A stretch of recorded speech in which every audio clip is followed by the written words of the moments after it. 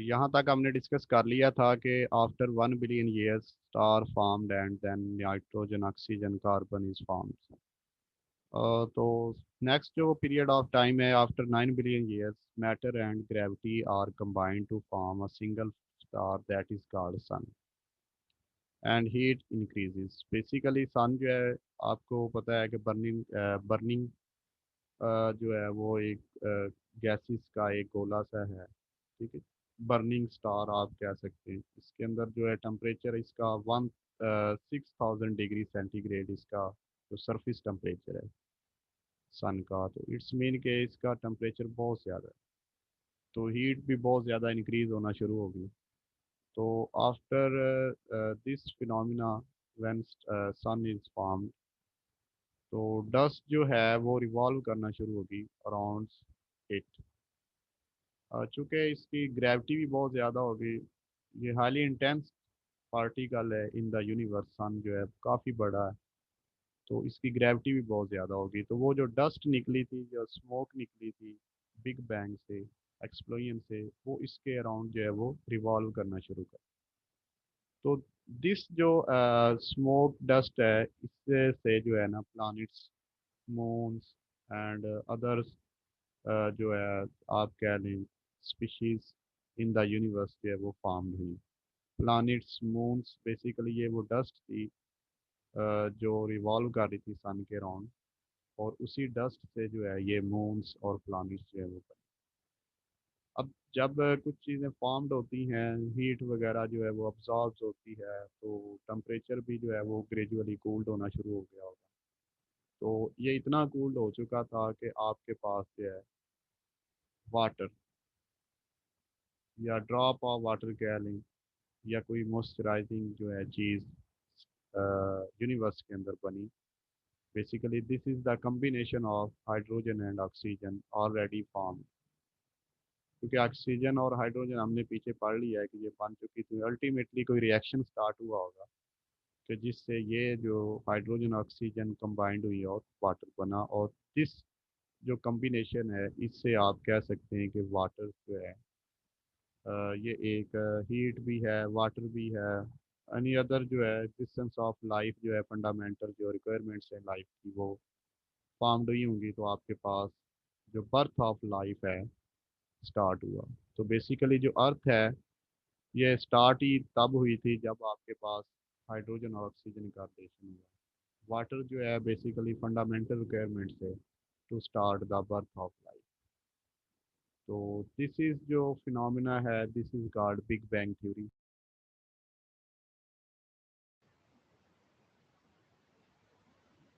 हाँ जी, तो यहाँ तक आपने डिस्कस कर लिया स्टूडेंट्स। नेक्स्ट जो है हम हब्बल्स लॉ को स्टडी करते हैं। मेरी आवाज़ आ रही सब लोगों को?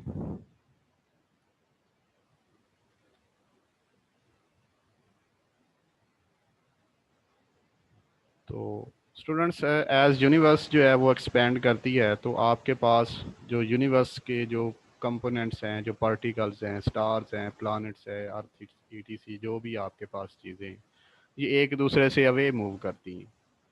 इट्स मीन के चूँकि ये कैसे वे मूव करती हैं, इनकी वेलोसिटी क्या है, ये कितना डिस्टेंस ट्रैवल करती हैं एक सेकंड के अंदर, हाउ मच जो है वो एक्सपेंशन रेट है, तो वो हम एक लॉ से डिस्कस करते हैं, that is called Hubble law.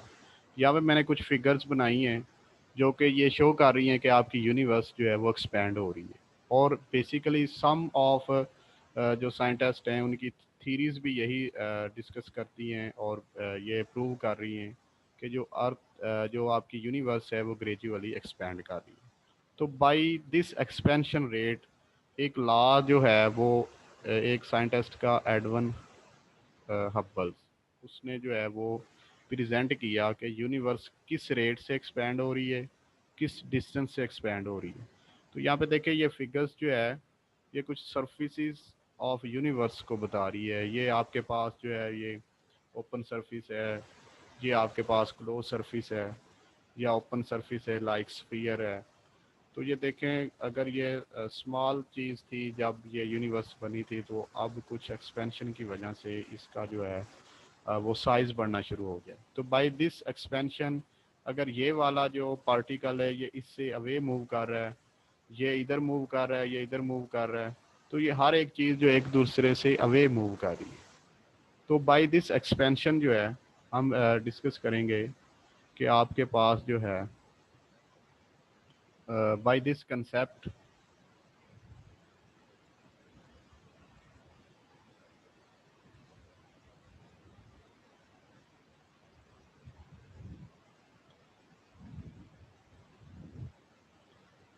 This expansion जो है वो basically experimentally proved by Edwin Hubble's in 1924, that is called Hubble's law. और दिस जो हबल्स लॉ की स्टेटमेंट है, दिस जो एक्सपेरिमेंट है, इसको हम इस तरह से डिफाइन करते हैं, the apparent velocity is proportional to the distance. वो वेलोसिटी जिससे कोई चीज़ एक दूसरे से अवे मूव कर रही है, लाइक आप स्टार या प्लानट कह लें, वो वेलोसिटी को आप एपरेंट वेलोसिटी कहते हैं। और वो कितने डिस्टेंस से अवे जा रही है उसको आप जो है कंबाइंड डिफाइन करते हैं। The apparent velocity is proportional to the distance, it's mean v is directly proportional to the d। जितनी ज़्यादा वेलोसिटी उसी एक्सपेंशन रेट से जो है उसी डिस्टेंस से कोई चीज़ दूसरी चीज़ से अवे मूव करेगी इन द यूनिवर्स। तो अगर आप यहाँ पे कांस्टेंट जो है वो अप्लाई करें, that is called constant of proportionality. वो जो आपके पास हबल कांस्टेंट है, v is equal to H naught D. H naught is called Hubble constant. अगर आप इसकी वैल्यू फाइंड आउट करना चाहते हैं तो H naught that is equal to V over D.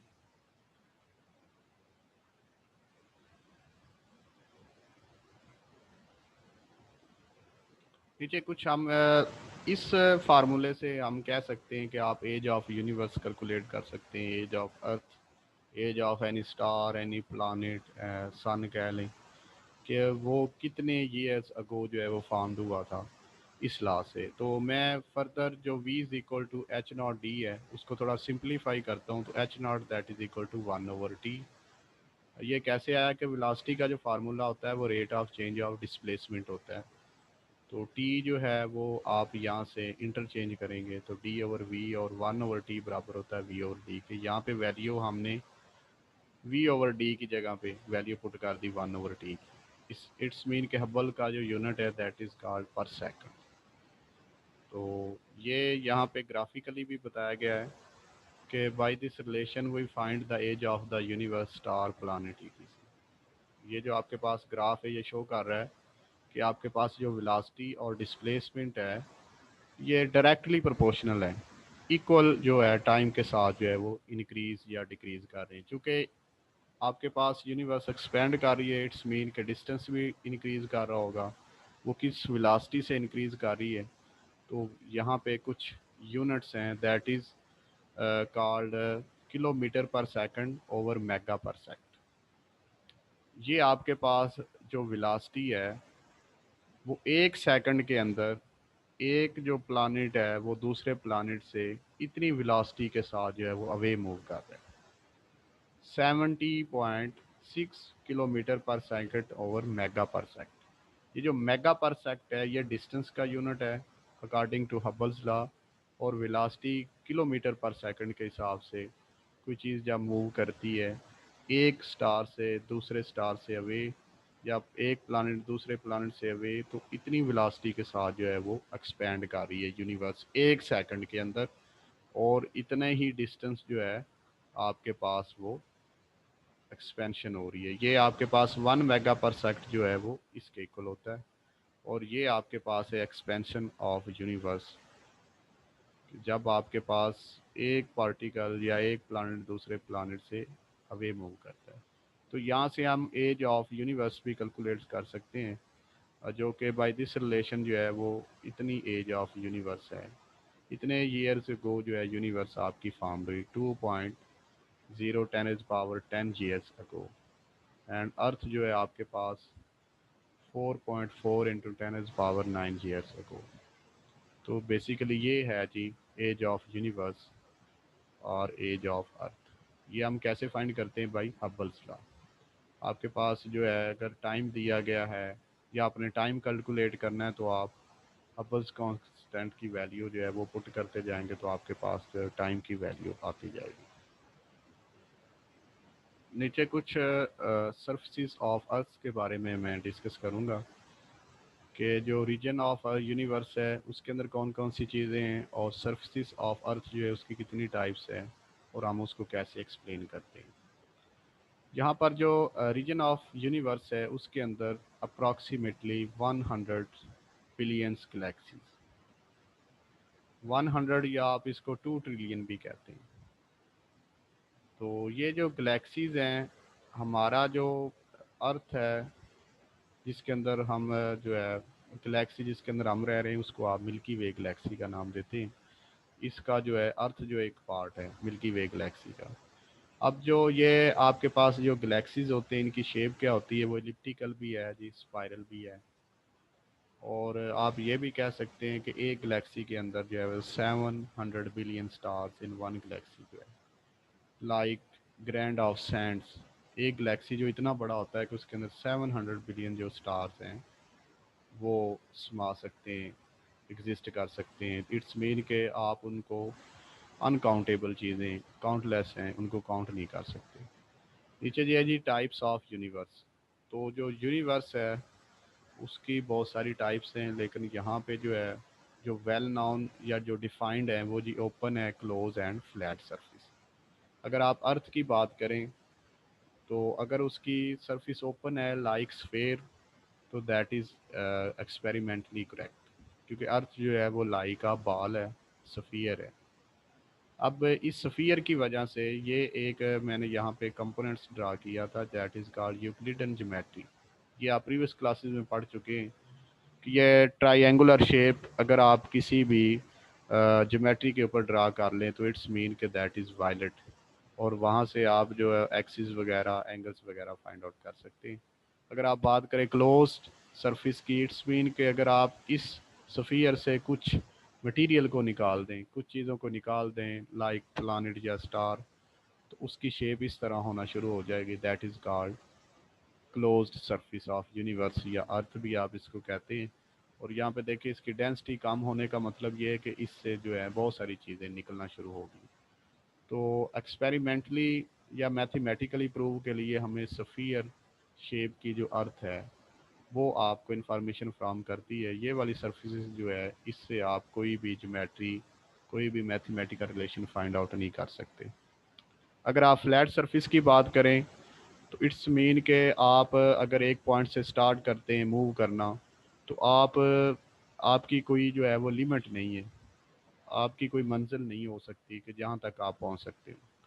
It's mean के दैट्स रॉन्ग। जो अर्थ की या यूनिवर्स की जो सरफेस है वो फ्लैट नहीं हो सकती।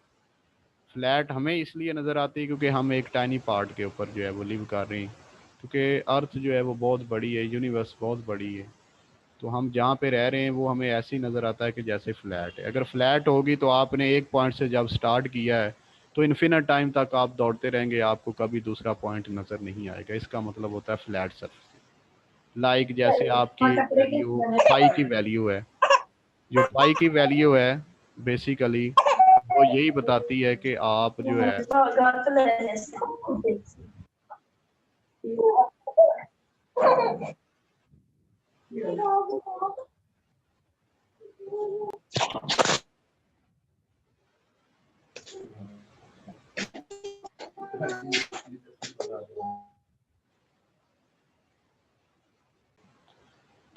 अगर आपके पास ये सरफेस ऑफ यूनिवर्स या अर्थ जो है ये ओपन क्लोज और फ्लैट का कंसेप्ट जो है ये कुछ मैंने आप लोगों को बता दी है, बाकी आप खुद भी जो है वो सर्च कर सकते हैं बाय गूगल।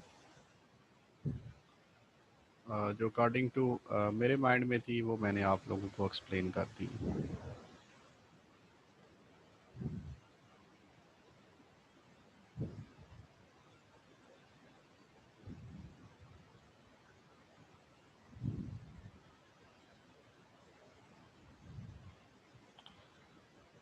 अगर आप ये जानते हैं कि आपके पास यूनिवर्स जो है वो एक्सपेंड करती है, इट्स मीन के यहाँ पे कुछ शिफ्ट इन वेव लेंथ जो है वो भी प्रोड्यूस होता है। आपने फर्स्ट सेमेस्टर में डिस्कस किया होगा डॉपलर इफेक्ट वगैरह। उसके बाद जो है हम नेक्स्ट भी एक्सप्लेन करेंगे इसी रिलेटिविटी वाले पोर्शन में, एक्सपेंशन ऑफ जो है जो चीज़ें एक्सपेंड करती हैं, तो रेड शिफ्ट और ब्लू शिफ्ट क्या होता है। तो ये बेसिकली जो है चेंज इन वेव लेंथ होता है। तो ये कलर कैसे चेंज होते हैं ये हम जो है वो नेक्स्ट क्लास में डिस्कस करेंगे।